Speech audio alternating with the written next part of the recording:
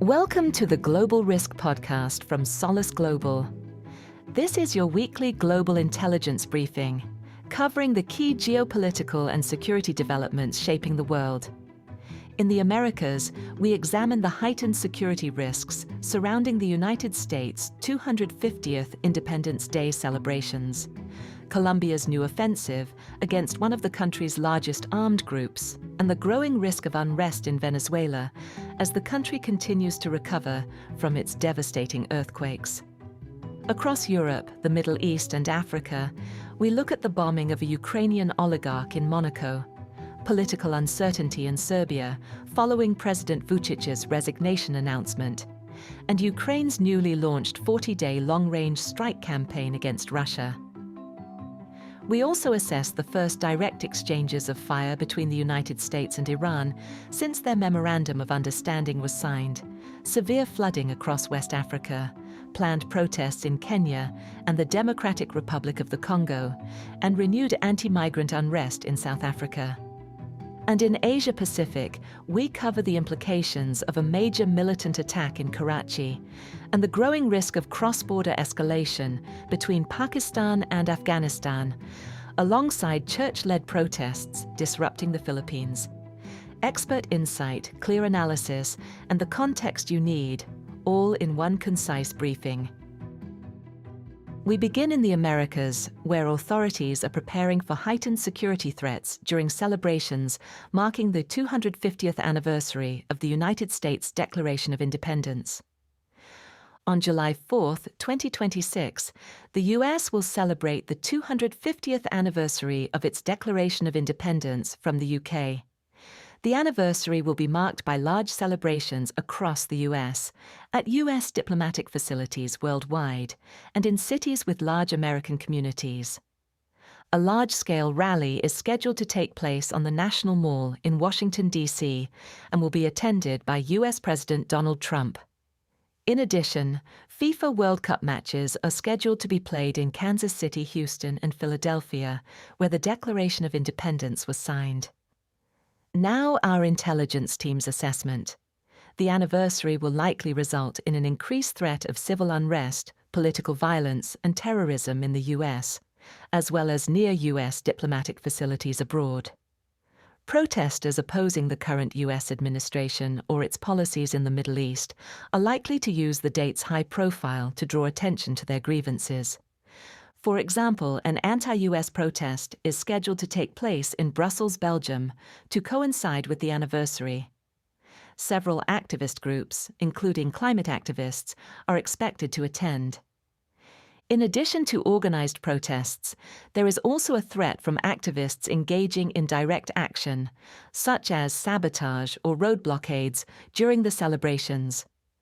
The high visibility and symbolic importance of the anniversary will likely make it an attractive target for self-radicalized lone actors and extremist groups. Over the past decade, several terrorism-related incidents and arrests have been recorded in connection with July 4th. In 2018, a man reportedly inspired by al-Qaeda's ideology was arrested in Cleveland for plotting an attack on the Independence Day celebrations. The following year, channels associated with the Islamic State carried out an online propaganda campaign calling for attacks in major U.S. cities during the celebrations. On July 4, 2022, a gunman opened fire during an Independence Day parade in Highland Park, Illinois, killing 7 people and injuring 48. According to analysts, the attacker held an ideology that shared some elements with the misogynistic incel movement. On July 4, 2025, a cell of 8 far-left extremists opened fire on an immigration and customs enforcement facility in Alvarado, Texas, injuring 1 officer. The threat of terrorism may be heightened by a statement issued on June 28 by Iran's Assembly of Experts, which declared that it is a religious duty to assassinate U.S. President Trump and other individuals it holds responsible for the death of Supreme Leader Ali Khamenei. More recently, in June 2026, 5 people were arrested for reportedly planning a coordinated attack targeting the UFC event at the White House in Washington, D.C. Although the event did not take place on July 4th, it formed part of the wider celebrations marking the upcoming anniversary. Also in the region, Colombia has announced a major offensive against the EMC, signaling a more confrontational approach to the country's armed groups. On June 30th, Colombian President Gustavo Petro, who is scheduled to leave office in August following the recent presidential elections, announced that Colombian forces would launch a total offensive in the country's southwestern Cauca department. The operation will target the Central General Staff, a dissident group that split from the Revolutionary Armed Forces of Colombia after the 2016 peace agreement. Now our intelligence team's assessment. In recent years, the EMC, which has several factions, the largest of which is led by Nestor Gregorio Vera, also known as Ivan Mordisco, has become the largest FARC dissident group. It has carried out repeated large-scale offensives and attacks targeting both security forces and civilians in Cauca and neighboring departments. In April 2026, EMC militants bombed a civilian bus in the Cajabillo area of Cauca, killing 14 people and injuring 38. The announcement follows an increase in state pressure on the EMC. On June 30th, Colombian officials reported the killing of a senior EMC member, known as Ñeque, in the Toribio area of Cauca.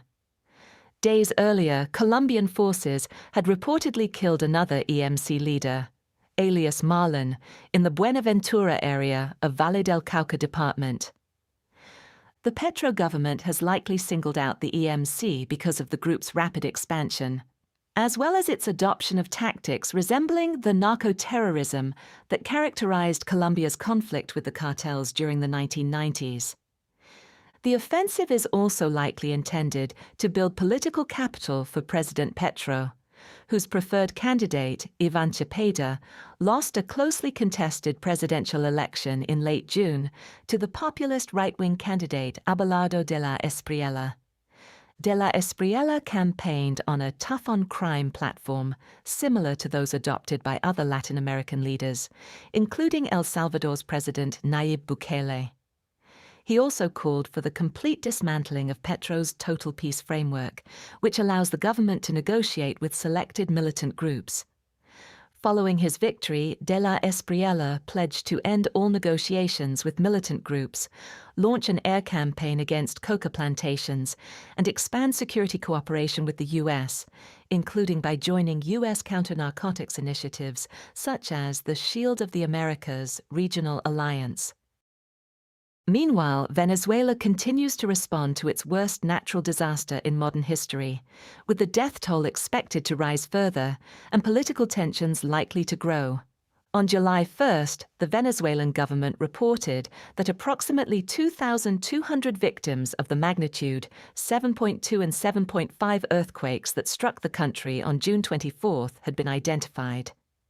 More than 11,000 people have been reported injured, and tens of thousands have been displaced. As of July 2nd, more than 50,000 people remain missing. On June 30th, UN officials stated that they were procuring 10,000 body bags, indicating that the death toll is expected to rise significantly beyond the current confirmed figure.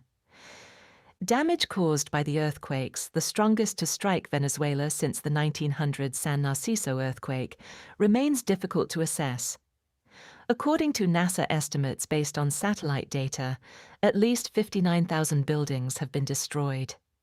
Rescue and damage assessment operations continue to be complicated by ongoing aftershocks, which have occurred daily since June 24th and have repeatedly exceeded magnitude 4. Several regional powers, including the US, Brazil, Canada, Mexico, Colombia, Cuba, and El Salvador, have pledged humanitarian aid and search and rescue teams to support the Venezuelan response. The Vatican, China, India, Turkey, and several EU countries have also pledged assistance. Now our intelligence team's assessment. The earthquakes are almost certainly the most destructive natural disaster in Venezuela's contemporary history. The number of deaths and injuries is almost certain to rise in the short term, as officials have noted that the available figures reflect hospital reports only, and are therefore limited by reporting delays and the lack of capacity at local healthcare facilities. Venezuela likely lacks the infrastructure needed to deliver an effective disaster response.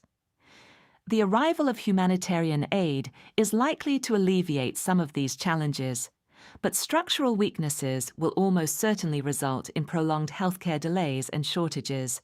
Underscoring the weaknesses of Venezuela's healthcare system, World Health Organization channels stated on June 30th that surveys of health facilities across the country reveal chaotic service delivery and patient flow, marked by overcrowding and growing surgical backlogs. The scale of the earthquake's death toll and the ongoing emergency response are likely to create a temporary rally around the flag effect, or political grace period, during which public anger remains secondary to rescue, recovery, and humanitarian needs. However, as the immediate response gives way to recovery and accountability, and the death toll continues to rise, anti-government sentiment is likely to increase. This is particularly likely if the public perceives that the high casualty rate was exacerbated by poor building standards, corruption, weak enforcement of construction regulations, or an inadequate state response. This could increase the risk of protests and broader civil unrest in the aftermath of the disaster. The political impact of the earthquake could also compound pre-existing grievances and political polarization, which have partly resurfaced since the U.S. capture of former President Nicolas Maduro in January. Venezuela continues to have a large opposition movement, which was targeted by a sweeping crackdown following the May 2025 elections that forced many of its leaders into exile.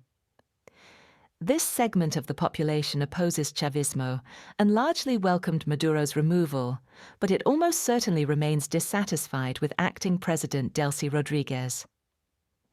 Despite moving towards closer relations with Washington, Rodriguez has not committed to any significant political reforms, leaving much of the government's structure intact. With the new leadership appearing less willing to suppress dissent, the opposition has increasingly organized large-scale demonstrations calling for more substantial reform. Figures such as Maria Corina Machado have also pledged to return to the country, likely to call for a change in the country's leadership. On the other hand, a significant portion of the population, including government officials, resents increased U.S. involvement in Venezuela and opposes the recent improvement in relations between Washington and Caracas. Although smaller in scale, Chavista protests have continued to take place. On May 23rd, for example, Chavista groups gathered in Caracas to oppose a scheduled evacuation drill at the U.S. Embassy. Moreover, despite Maduro's removal and Rodriguez's pragmatic shift in foreign policy, several senior figures, including military leaders, business people, and politicians, have retained influential positions within the Venezuelan government and remain hostile towards the U.S. While they have not yet openly challenged the new leadership, these senior political and business figures could adopt a much more confrontational stance, particularly if their economic or political influence is threatened by Rodriguez's faction or by an increasingly emboldened opposition. Now turning to Europe, the Middle East, and Africa, where security has been increased in Monaco following a bombing that critically injured a Ukrainian businessman. On June 29th, an explosion outside a residential property at around 9 p.m. in Monaco injured 3 members of the same family, with 2 of the victims sustaining serious injuries. The victims are reportedly the Ukrainian oligarch Vadim Yermolayev, his partner, and his 13-year-old son. Initial investigations indicate that the explosion was the result of a deliberate attack rather than an accidental detonation. The Monegasque authorities have stated that a suspect was seen leaving a backpack on the street shortly before the explosion. The suspect then reportedly fled on foot towards Beausoleil, France. Officials stated that the device contained bolts and other types of shrapnel, suggesting that it had been designed to maximize casualties. On June 30th, Prince Albert II publicly condemned the attack, describing it as unacceptable and stating that the authorities would identify and apprehend those responsible. Now, our intelligence team's assessment. Initial reports indicate that this is the first attack of its kind recorded in the Principality, which is home to a high concentration of high-net-worth individuals, business elites, and politically exposed persons.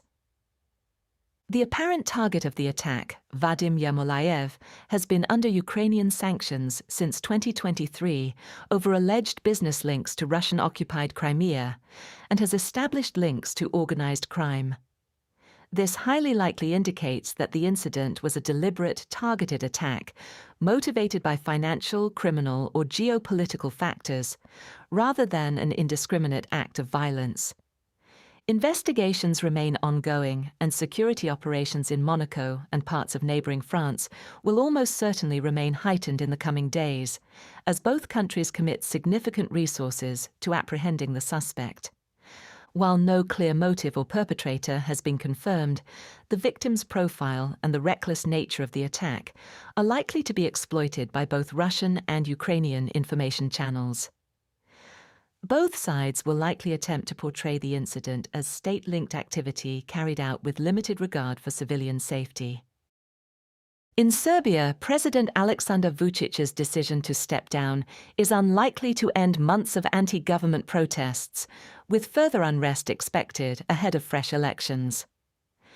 On June 27th, Serbian President Aleksandar Vučić announced that he would step down within weeks, and that the country would hold early presidential and parliamentary elections.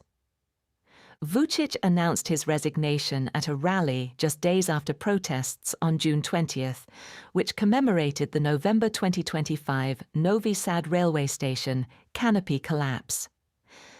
The incident killed 16 people and triggered almost 2 years of continuous student-led anti-government protests, resulting in hundreds of arrests, injuries, and major disruption.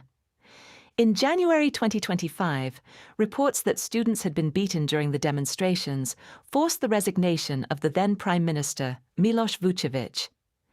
The 2026 commemoration of the Novi Sad canopy collapse was attended by thousands of people and marked by renewed calls for fresh elections. The president's resignation announcement was followed by further protests in the city of Kraljevo on June 28th. Anti-government protesters have pledged to continue demonstrating after the president steps down. Now, our intelligence team's assessment. It is highly likely that Vučić's announcement reflects the government's deteriorating political position. Vučić, who has served as president since 2017, is constitutionally barred from running in the next presidential election, which was originally scheduled for May 2027. As his Serbian Progressive Party remains highly personalistic and heavily dependent on Vučić's authority and electoral appeal, there is no clear party candidate who is likely to retain sufficient support to compete effectively in the presidential election. The decision was also likely influenced by the absence of a united opposition. While the protests have weakened the SNS, there is no clear student-led party with the structure, funding, or nationwide organization needed to challenge the incumbent government. Moreover, existing opposition parties have been unable to translate the protest movement's political momentum into a credible electoral platform. Bringing the elections forward could therefore be intended to reduce the likelihood of a credible and united opposition emerging. Early elections could also allow Vučić to play a central role in the campaign by running for prime minister, likely improving the prospects of the SNS's presidential candidate. It is likely that the announcement will trigger a short-term increase in unrest, with further protests expected to intensify as Vučić sets a timeline for his resignation and the next elections. Protests are also likely if Vučić decides to run for prime minister, as many are likely to view this as an attempt to retain power through a different office and preserve SNS control despite being constitutionally barred from seeking another presidential term. Previous rounds of anti-government protests in Serbia have been marked by mass arrests, clashes between protesters and police, attacks on journalists, roadblocks, and sporadic violence between protesters and government supporters. Similar violence and disruption are likely during the election campaign, especially if early indications point to continued SNS dominance or if opposition groups allege electoral manipulation. Staying in the region, Ukraine has launched a major new long-range strike campaign that is likely to increase pressure on Russia while prompting further retaliatory attacks. On June 25th, Ukrainian President Volodymyr Zelensky authorized a 40-day operation by the Security Service of Ukraine, aimed at pressuring Russia to end its war. The head of the SBU, Major General Yevgeny Kamara, stated that the operation would expand Ukraine's long-range and medium-range strikes against Russian and Russian-occupied territory.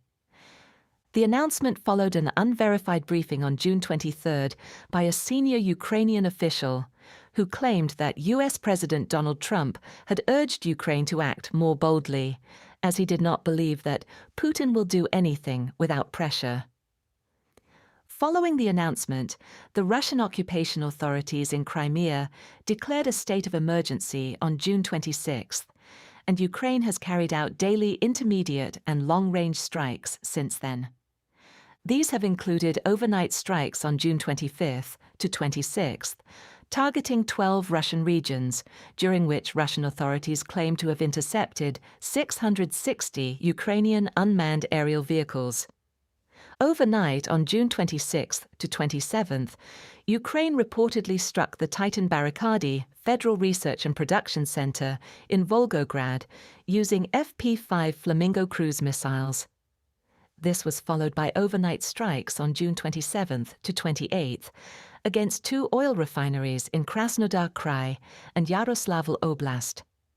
On June 30th, Ukraine targeted the Dubna Space Communications Center in Moscow Oblast as part of a broader wave of attacks, during which the Russian Ministry of Defense claimed to have intercepted at least 419 Ukrainian UAVs.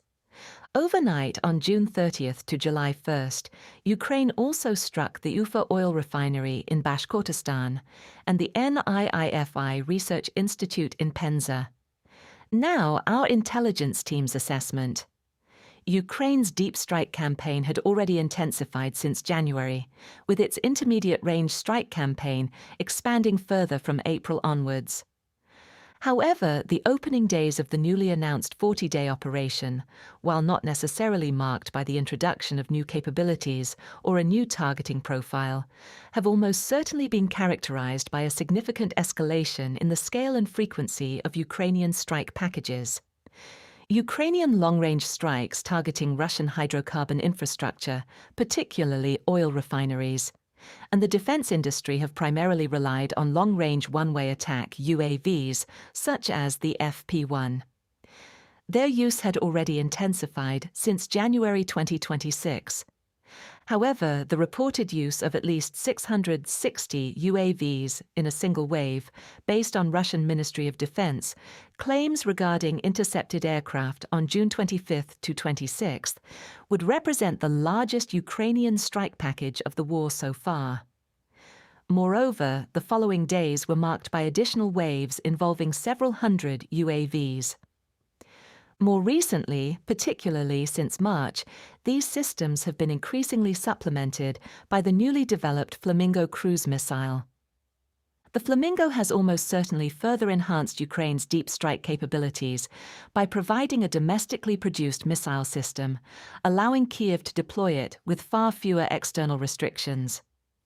Its reported use during the June 26th to 27th strikes on the Titan-Barakadi Federal Research and Production Center in Volgograd almost certainly represents a notable success. According to unconfirmed open-source analysis, 4 to 5 Flamingo missiles were launched, with at least 3 striking the facility. This notably high penetration rate, if confirmed, likely suggests that Allied intelligence is enabling Ukraine to identify and exploit gaps in Russian air defenses. Furthermore, the Ukrainian military stated on June 30th that previous strikes against Moscow and Leningrad oblasts had been facilitated by an open corridor created through the systematic destruction of radar systems in Bryansk. Open-source analysts and Russian military bloggers have also highlighted the increasingly limited size of Russia's Berev A-50 airborne early warning fleet, which has been degraded by Ukrainian strikes. They have also pointed to specific Ukrainian tactics, techniques, and procedures, including the potential use of the flamingo at low altitude over water. These systems have enabled Ukraine to conduct strikes deep inside Russian territory, and this is highly likely generating a substantial cumulative economic impact rather than merely causing limited disruption. The initial escalation in deep strikes was likely driven by the need to offset the increase in Russian state revenues following the closure of the Strait of Hormuz. However, the campaign has now led Russian President Vladimir Putin to publicly acknowledge a fuel deficit at the United Russia Congress on June 29th, while between 55 and 56 of Russia's 83 federal entities have introduced fuel rationing. The Ukrainian intermediate-range strike campaign has also continued to produce demonstrable operational effects against Russian ground lines of communication, and its escalation is likely to have a particularly significant impact on Crimea. Russian military logistics traffic along the R280 supply route, the main logistics corridor between Russia and Crimea, has declined considerably. This has now almost certainly contributed to the state of emergency declared in Crimea. A key innovation underpinning the intermediate-range strike campaign has been the Hornet UAV, which uses an AI-enabled targeting system that reduces its vulnerability to traditional jamming and GPS spoofing countermeasures. While Russia is likely to develop effective countermeasures over time, the deployment of these systems has likely given Ukraine a temporary advantage across the southern theater. However, it ultimately remains unlikely that the 40-day campaign will prove decisive in changing the Kremlin's maximalist objectives. Kremlin spokesperson Dmitry Peskov reiterated these objectives on June 29th by referring to one of President Putin's frequently cited speeches from June 2024, in which he demanded the full withdrawal of Ukrainian forces from the entirety of Luhansk, Donetsk, Zaporizhzhia, and Kherson oblasts as a precondition for any peace agreement.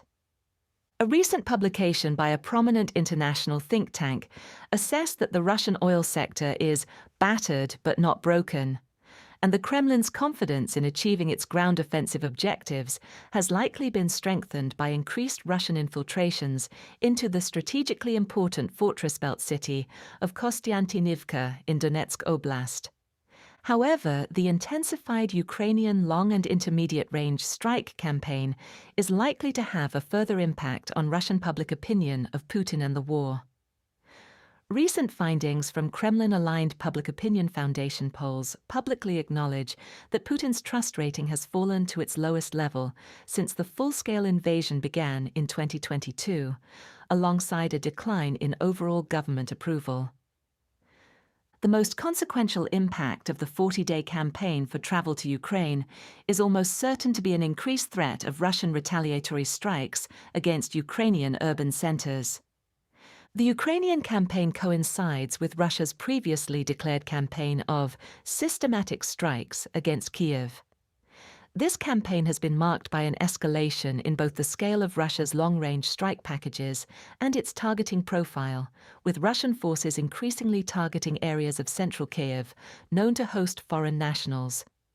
Particularly successful Ukrainian attacks have often been followed by major Russian strikes on Ukrainian cities, and it is highly likely that further escalated Russian attacks will occur in the coming weeks. Turning to the Middle East, the first direct exchanges of fire between the United States and Iran since their Memorandum of Understanding highlight the continuing fragility of the diplomatic process. Since June 26th, the fragile ceasefire formalized in the Memorandum of Understanding signed by the US and Iran on June 17th has come under increasing strain, with the two countries exchanging direct fire for the first time since the agreement was signed.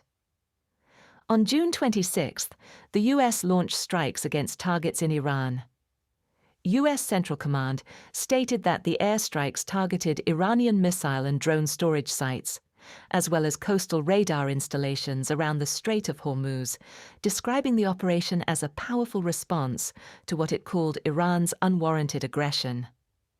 The strikes followed an earlier Iranian attack on the Singapore-flagged Ever Lovely on June 26th, after the vessel had exited the Strait of Hormuz along the Omani coast. Following the strikes, US Vice President J.D. Vance stated that violence will be met with violence. On June 27th, the Islamic Revolutionary Guard Corps launched an attack drone that struck the Panama-flagged oil tanker Kiku while it was transiting the Strait of Hormuz. In response, the US carried out further strikes, with CENTCOM stating that 10 Iranian military targets had been hit at sites including Sirik, Bandar-e-Lenge, and Keshem. This was followed by Iranian attack drone and ballistic missile launches against targets in Bahrain and Kuwait on June 27th and 28th. The IRGC claimed to have targeted Ali al-Salem Air Base in Kuwait and the headquarters of the U.S. Fifth Fleet in Bahrain. During the June 28th attacks on Bahrain, a residential building near Bahrain International Airport was damaged, although no fatalities were reported. On June 28th, a U.S. official stated that the U.S. and Iran had agreed to halt attacks and resume talks. Indirect negotiations began in Doha, Qatar, on June 30th and concluded on July 1st. Mediated by Pakistani and Qatari officials, the talks reportedly focused exclusively on the technical issues of maritime traffic through the Strait of Hormuz and the unfreezing of Iranian funds. Qatar's Ministry of Foreign Affairs stated that the next round of talks is scheduled to take place after the funeral ceremonies for Iran's late former supreme leader, Ayatollah Ali Khamenei, who is due to be buried on July 9th. On June 30th, Iran's chief negotiator and parliamentary speaker, Mohammad Bagher Ghalibaf, stated in an interview that Iran would not enter further negotiations until the conditions set out in the Memorandum of Understanding had been met, most notably an end to the conflict in Lebanon and the unfreezing of Iranian assets. Ghalibaf also reiterated that Iran shares sovereignty over the Strait of Hormuz with Oman, and that fee-free transit through the strait would remain in place for only 60 days, in accordance with the Memorandum of Understanding. He added that, if the dialogue is not implemented, we are also prepared for war. In Lebanon, U.S. officials announced on June 26th that Israeli and Lebanese representatives had signed a new framework agreement. The agreement allows the Lebanese armed forces to replace the Israel Defense Forces in 2 areas of southern Lebanon, commits Israel to withdrawing from southern Lebanon, and calls for the disarmament of all non-state armed groups in Lebanon. However, Israeli Defense Minister Israel Katz later stated that Israel would maintain its security zone in southern Lebanon. Hezbollah rejected the agreement and indicated that it would respond forcefully to any attempts by the Lebanese armed forces to disarm it. Now, our intelligence team's assessment. Despite the first direct kinetic exchange between the US and Iran since the signing of the Memorandum of Understanding, the strikes by both sides were likely calibrated to remain below the threshold of full-scale conflict.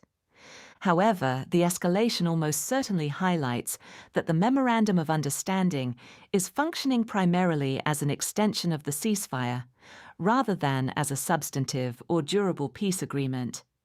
The previous ceasefire was also marked by sporadic exchanges of strikes between the US and Iran following continued confrontation in the maritime domain.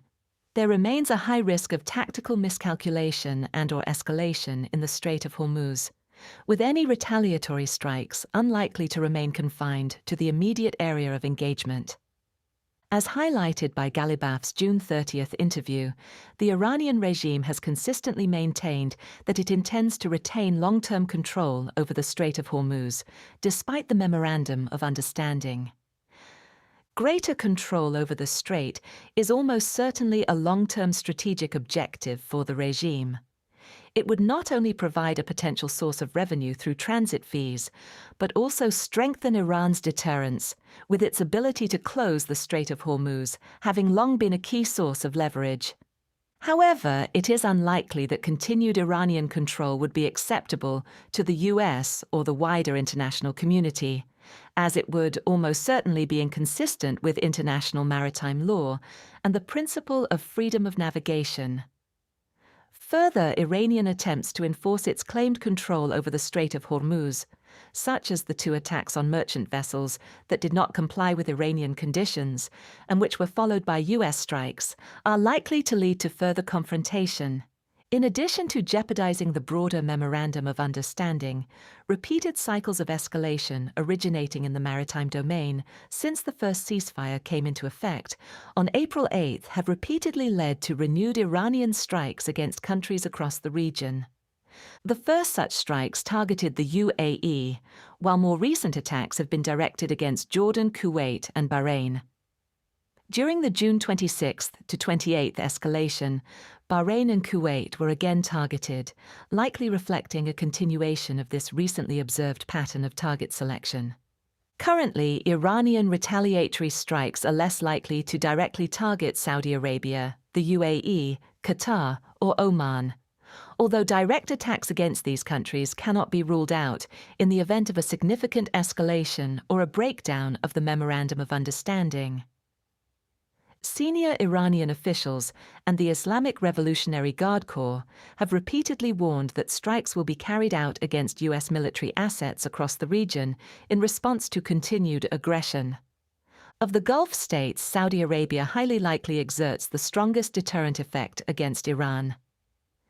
This is reinforced by the deployment of Pakistani forces to Saudi Arabia, while regular diplomatic engagement between Tehran and Riyadh continues. The UAE has notably not been attacked since mid-May, despite previously having been the Gulf state most likely to be prioritized for Iranian strikes. This is likely linked to increased diplomatic engagement between the UAE and Iran, which may have included an agreement by the UAE to unlock billions of dollars in Iranian funds, although the Emirati authorities have denied these reports. Qatar and Oman were the least frequently targeted of these countries during the full-scale phase of the conflict, and Qatar is currently serving as a mediator in the ongoing talks. Oman previously acted as the mediator during the pre-February 28 negotiations between the US and Iran, and Tehran has repeatedly expressed a desire to work with Oman to establish a long-term framework for managing the Strait of Hormuz.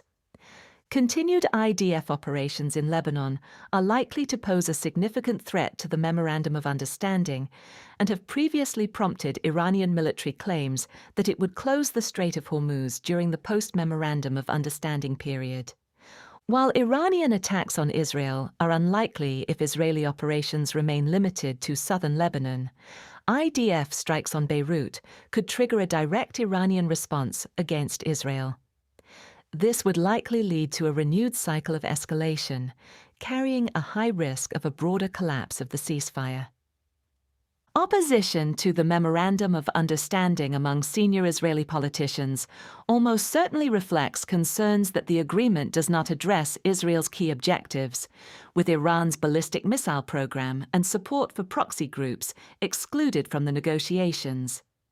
Israeli opposition and any unilateral military action are therefore likely to complicate the implementation of the Memorandum of Understanding and undermine the agreement.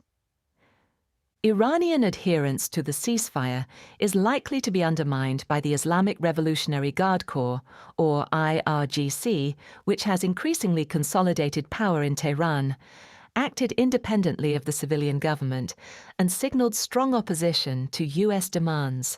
Ghalibaf's June 30th interview was likely intended, at least in part, to reassure IRGC hardliners who have consistently argued against negotiations with the US. The absence of a fully unified leadership in Tehran, with a coherent negotiating position, almost certainly complicates the diplomatic process and increases the likelihood that elements within the IRGC could fail to comply with agreements reached by the civilian government and its negotiating team. As a result, agreements reached through the diplomatic track are almost certainly vulnerable to being undermined by more hardline elements within the regime, which have signaled opposition to even minor perceived concessions to the US. Across West Africa, severe flooding continues to affect Ghana, Ivory Coast, Togo, and Nigeria, with further casualties and significant disruption likely. Heavy rainfall since June 19th has triggered flooding across large parts of West Africa. The most severe impacts have been reported along the Gulf of Guinea coast, particularly in Ghana and Ivory Coast, although Nigeria and Togo have also been affected. Overall, at least 42 people have died. The casualty figure is likely to rise as recovery operations continue. 30 of the casualties have occurred in Ghana. Flooding was reported across Ghana's central and western regions, including Cape Coast and Samraboy, on June 22nd. During 2 weeks of flooding, at least 18 people were killed. A separate episode of severe flooding was reported in Accra and Tema on June 29th and 30th, killing at least 12 people. Almost 600 millimeters of rainfall were recorded across Ghana in June, the highest monthly total in the country's recorded history. The Ghana Meteorological Agency has warned that further rainfall is expected across parts of southern Ghana, including Accra, increasing the risk of renewed flooding until at least July 4th. On June 30th, the Ghana Health Service issued a public health alert warning of an increased risk of waterborne diseases such as cholera, typhoid, and dysentery. Ghana's Ministry of Health has advised residents in flooded areas to boil water, use mosquito protection, and avoid walking through floodwaters. In Ivory Coast, the government issued an orange weather alert on June 29th due to severe rainfall of 70 to 120 millimeters over 12 hours, affecting multiple areas. Flooding triggered a landslide in the Mosikro district of the Atekou suburb of Abidjan, killing at least 12 people and injuring 5, according to local media. In Togo, torrential rain caused flooding in Lomé on June 29th, rendering several roads impassable.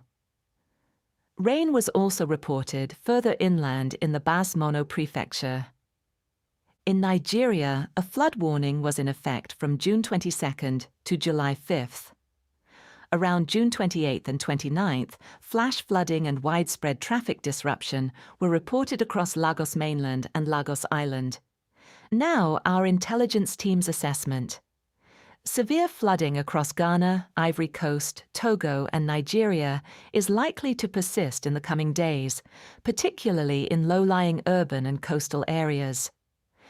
Further rainfall is forecast across southern Ghana, while flood warnings remain in place across several Nigerian states until at least July 5th.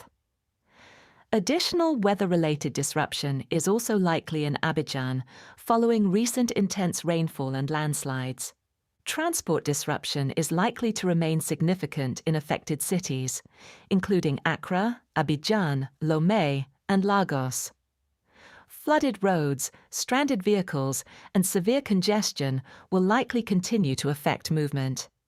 Emergency response operations are ongoing, but rescue and recovery efforts will highly likely be delayed by submerged roads, damaged buildings, blocked drainage systems, and poor access to affected communities. The death toll is likely to rise as recovery operations continue and further reports emerge from isolated areas. Poor drainage infrastructure, uncontrolled development, illegal mining, and blocked waterways have likely worsened the impact of the flooding. Further rainfall could trigger renewed flash flooding or additional landslides, particularly in densely populated or informal settlements. Flooding also poses secondary health and safety risks, including drowning, structural collapse, contaminated water, electrical hazards, and waterborne diseases. Meanwhile, authorities in the Democratic Republic of the Congo have banned public gatherings ahead of planned opposition protests, increasing the likelihood of clashes with security forces.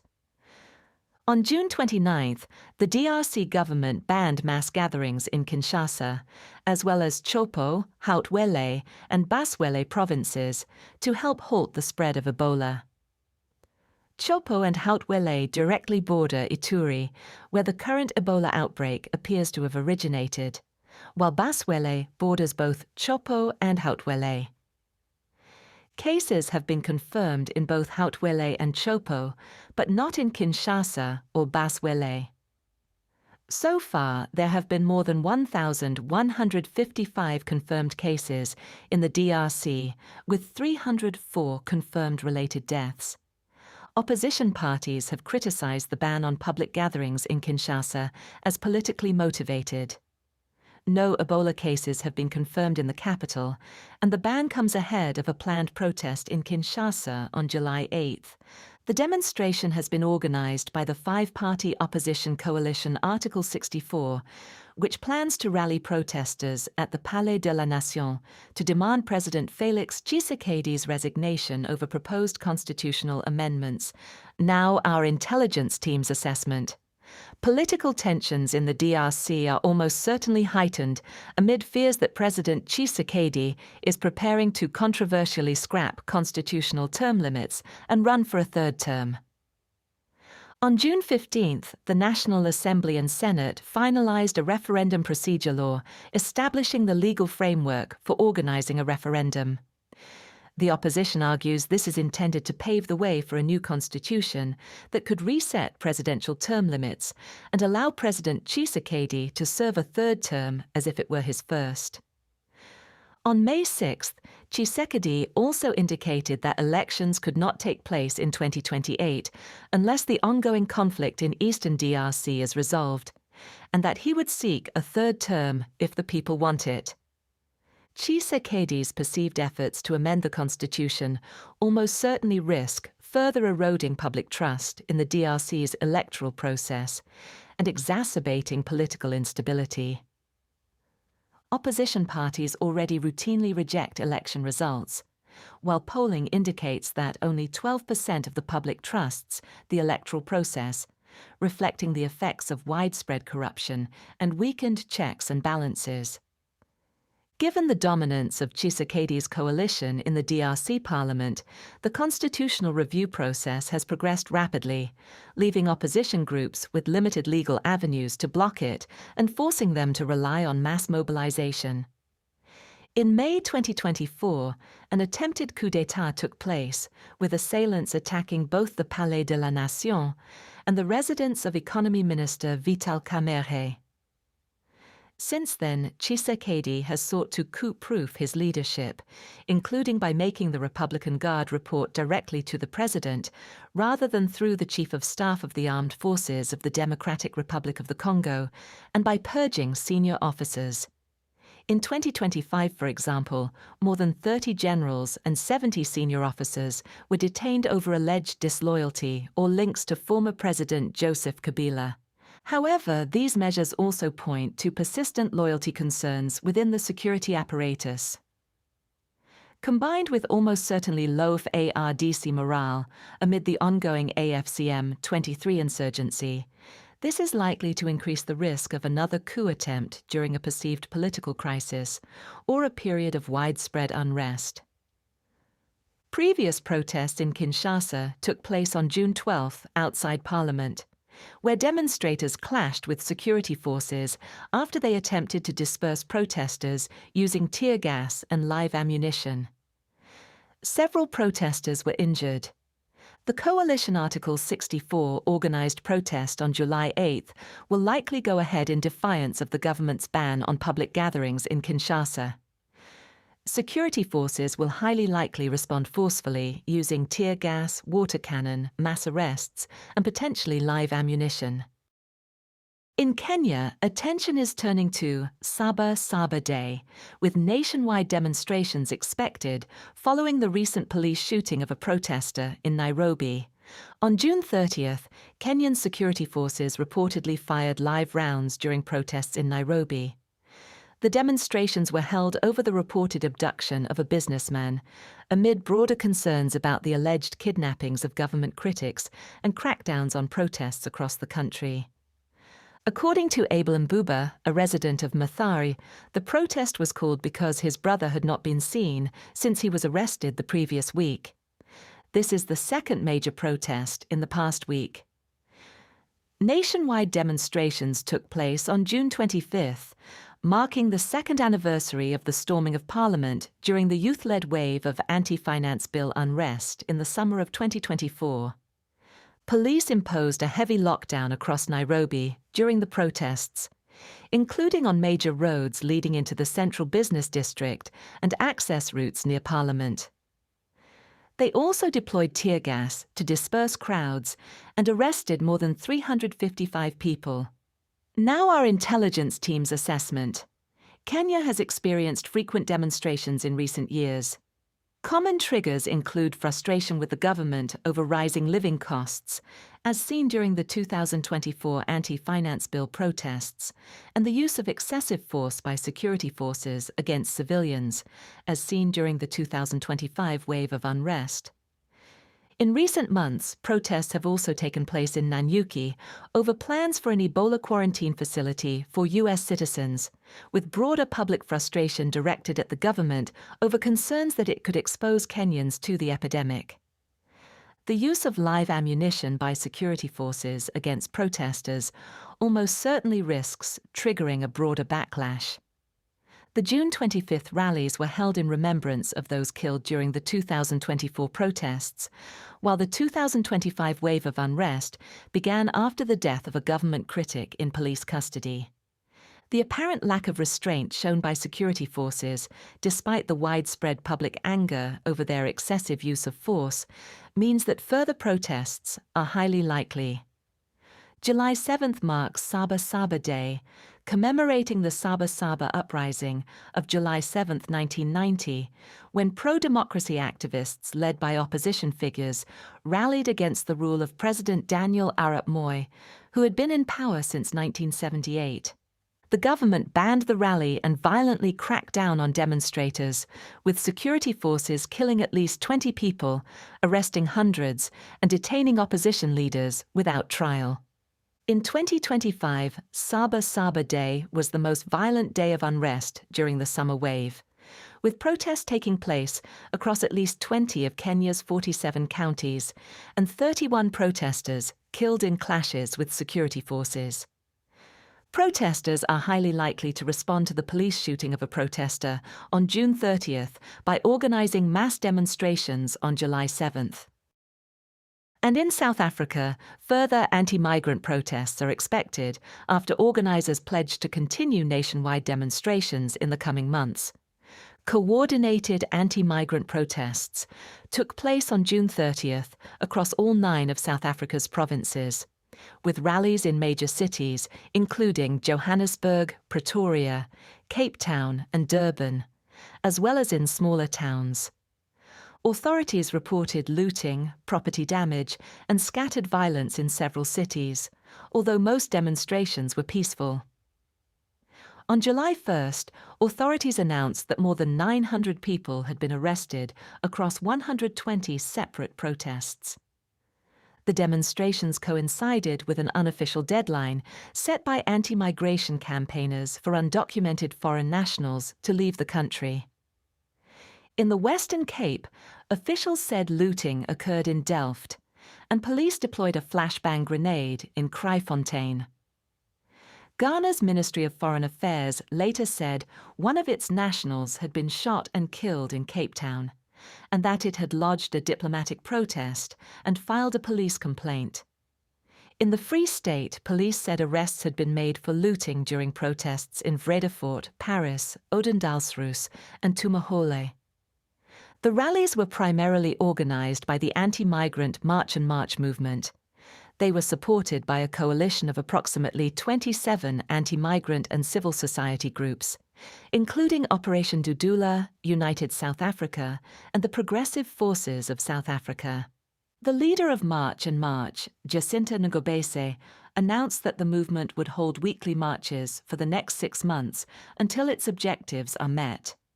Thousands of migrants remained in temporary camps, awaiting processing for several weeks, fearing they could be subjected to violence. Nigeria, Ghana, and Mozambique have begun repatriating their citizens, while Zimbabwe's embassy has warned its nationals to avoid protest areas and limit their movement. Now, our intelligence team's assessment. The demonstrations followed weeks of violence and disruption linked to anti-immigration sentiment. On June 28, the Ugandan government said one of its nationals had been killed in a suspected anti-immigrant attack in KwaZulu-Natal, and that 746 Ugandans had voluntarily registered for evacuation ahead of the June 30th protests. On June 20th, one person was killed during anti-immigrant rioting in central Pietermaritzburg, and local media reported that at least 1,000 Malawian nationals had fled to nearby Durban. By June 17th, local media reported that more than 600 Malawians had been repatriated from South Africa, with humanitarian services established in Blantyre. According to South African police, at least 25,000 people, most of them from other African countries, have been repatriated. The unrest also included attacks on foreign-owned businesses and properties, leading to cases of displacement. On June 18th, police said 7 people had been arrested near Vrede in the Free State after more than 15 foreign-owned shops were looted. On June 15th, South African media reported that at least 120 foreign nationals were camping outside a Home Affairs office in central Durban after being displaced by recent anti-migration rioting. On June 8th, residents in George reportedly attacked foreign-owned businesses before police dispersed them. The rise of dedicated anti-migrant groups likely reflects the increasing organization of anti-migrant movements in South Africa in recent years. Since 2022, Operation Dudula, meaning to push, has reportedly harassed migrant traders in Soweto and Johannesburg. At the same time, the Dudula movement emerged as a vigilante organization targeting foreign nationals believed to be undocumented. March and March, a self-described grassroots citizen movement addressing growing concerns about undocumented immigration in South Africa, is a newer organization that aims to mobilize citizens through peaceful demonstrations and rallies. This is the latest in a series of waves of unrest targeting foreign nationals and foreign-owned businesses, following major outbreaks in 2008, 2015, and 2019. In 2008, at least 62 foreign nationals were killed. In 2015, a wave of anti-foreigner violence that began in Durban and spread to Johannesburg left at least 7 people dead and led to the widespread looting and burning of foreign-owned shops. In September 2019, renewed rioting, concentrated in Johannesburg and Pretoria, again targeted foreign-owned businesses and left around 12 people dead. Further anti-migrant violence is highly likely, with weekly protests likely to be accompanied by continued acts of vandalism and looting targeting foreign-owned businesses. Now shifting to Asia-Pacific, Pakistan is likely to intensify military operations following a deadly militant attack in Karachi that has further strained relations with Afghanistan. On June 27th, 3 Pakistani rangers were killed in a militant attack on a rangers facility in the Gulistan-e-Johar area of Karachi. 3 militants were also killed in an exchange of fire with security forces. Local media also reported that an explosion, followed by small arms fire, had occurred earlier near the university area in Karachi. On June 28th, Pakistani President Asif Ali Zardari condemned the attack, and Pakistani officials attributed it to the militant group Jamaat-ul-Ahrar, a splinter faction of Tehreek-e-Taliban Pakistan. Also, on June 28, the Pakistan Air Force conducted a series of airstrikes targeting alleged militant positions in Afghanistan's Paktika, and Kunar provinces. The Afghan Taliban has accused Pakistan of causing at least 36 civilian casualties and injuring approximately 160 people. On July 1st, the Afghan Taliban claimed to have carried out a series of strikes against Islamic State Khorasan province bases in Pakistan's Balochistan and Khyber Pakhtunkhwa provinces. Pakistan's military claimed to have shot down 4 rudimentary drones that entered its airspace from Afghanistan. It also acknowledged that one suspected drone strike killed 1 person and injured 6 others in Peshawar. Now our intelligence team's assessment. The attack in Karachi is the first major attack recorded in the city since the Balochistan Liberation Army's vehicle-borne improvised explosive device attack targeting Chinese engineers near Jinnah International Airport in October 2024. The attack almost certainly demonstrates the capability and intent of militant groups to target locations outside their main areas of operation, particularly TTP-linked groups that primarily operate in Afghanistan or Western Pakistan. The attack follows a series of Pakistani airstrikes in Afghanistan aimed at degrading militant networks, which Islamabad accuses the Afghan Taliban of facilitating. There is a realistic possibility that the attack was supported, facilitated, or enabled by the Afghan Taliban to demonstrate its reach into Pakistan's commercial capital, particularly in the absence of more capable long-range strike assets, with most militant attacks typically confined to Pakistan's restive border provinces. The Gulistan-e-Johar area of Karachi, while not a high-profile diplomatic or expatriate district, was likely targeted because it is a densely populated residential and commercial area close to multiple universities and major transport routes. Pakistan has established a precedent of conducting cross-border strikes in Afghanistan, following major attacks attributed to TTP-linked groups, or other groups it alleges seek refuge there. Early investigations have confirmed that at least one of the militants was an Afghan national. Further Pakistani airstrikes in Afghanistan, border operations, and large-scale counter-terrorism operations in Western Pakistan are likely to follow the Karachi attack. While these responses are likely to remain below the threshold of open conflict with the Afghan Taliban, which cannot sustain a conventional war against Pakistan, Pakistani military operations will likely further deteriorate bilateral relations, lead to an increase in Taliban attacks in the border regions, and increase the risk of retaliatory militant attacks in Pakistan, including in areas outside the militant network's primary areas of operation, such as Karachi and other major population centers. And finally, in the Philippines, further demonstrations are likely after a series of church-led protests caused major disruption across Metro Manila.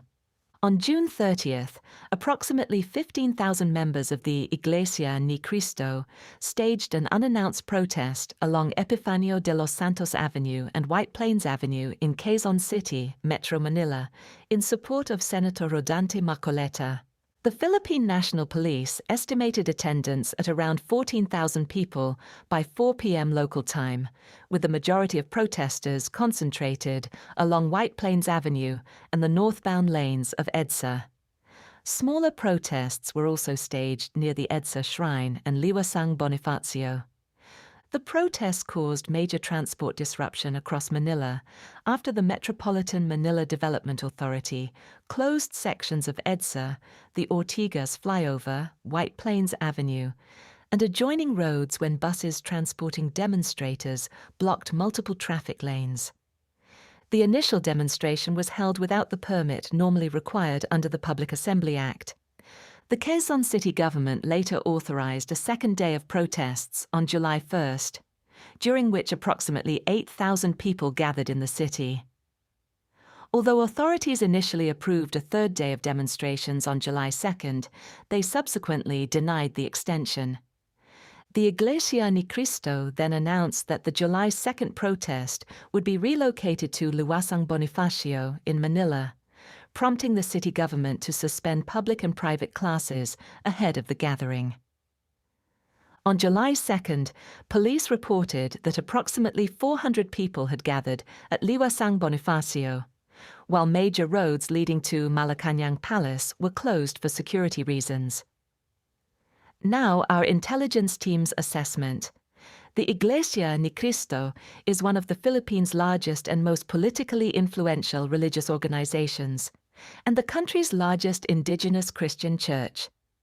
With an estimated membership of several million, the Iglesia Ni Cristo has a well-established record of rapidly mobilizing large-scale disruptive protests, many of which attract support from other sections of society motivated by similar grievances.